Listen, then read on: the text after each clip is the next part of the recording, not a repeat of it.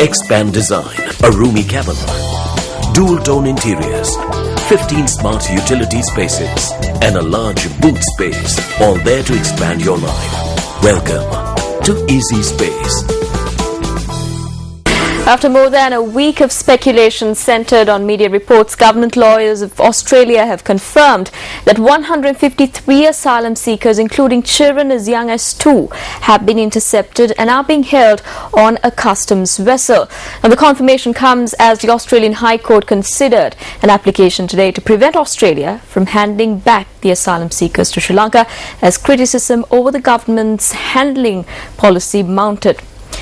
An interim injunction yesterday temporarily halted the transfer of would-be refugees to Colombo from the boat carrying mostly minority ethnic Tamils reportedly intercepted at sea late last month.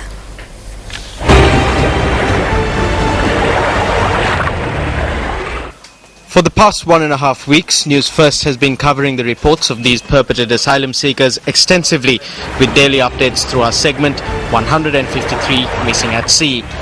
Speaking exclusively to Newsfirst on several occasions, Sarah White, immigration correspondent with the Sydney Morning Herald, reported on the possible existence of 2 boats.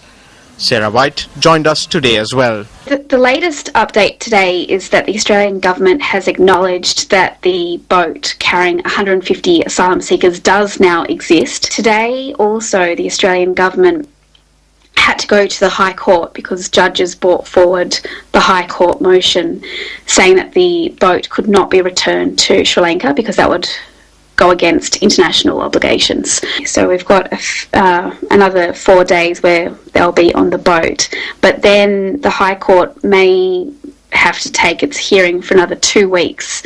So potentially these people will be on board the Australian Customs boat for up to a month. On this particular boat, not on the boat that they travelled on a different customs boat that holds quite a few hundred people. According to Australia-based ABC News, government lawyers of Australia told a High Court hearing that 72 hours notice would be given before the 153 asylum seekers currently being held on an Australian customs ship, purportedly the Ocean Protector, are handed back to Sri Lankan authorities. It was on Sunday last week that Newsfirst reported on sightings of the vessel Ocean Protector in close proximity to where the asylum seeker boat was last reported to be. However, when inquiries were made, both Australian and Sri Lankan authorities remained tight-lipped on the existence of such a boat. Lawyers acting for about 1/3 of the asylum seekers, whose whereabouts the Australian government is yet to disclose, are seeking to challenge the legality of the Australian Commonwealth's actions.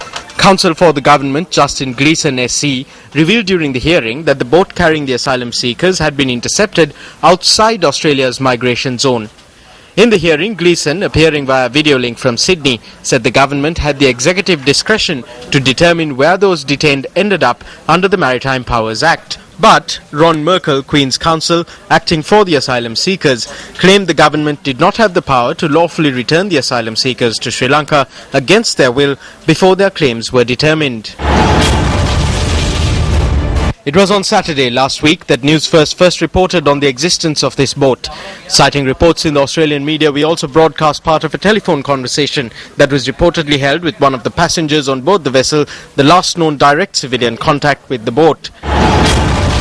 24 hours later, on the 29th of June, Newsfirst, quoting international media reports and Australian Labour Party MP Alana McTiernan, reported that staff on Christmas Island had been told to prepare for the possible arrival of the asylum seekers.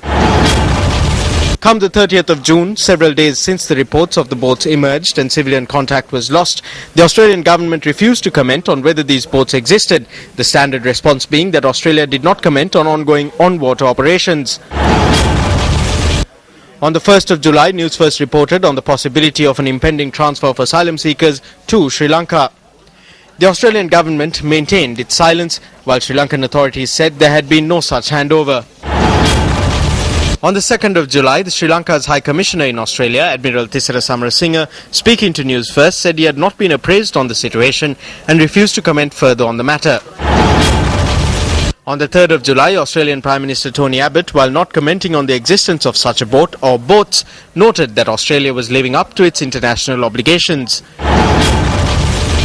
Sarah White of the Sydney Morning Herald informed Newsfirst that while the boat carrying 153 asylum seekers was believed to have left India, a second boat had originated from Sri Lanka.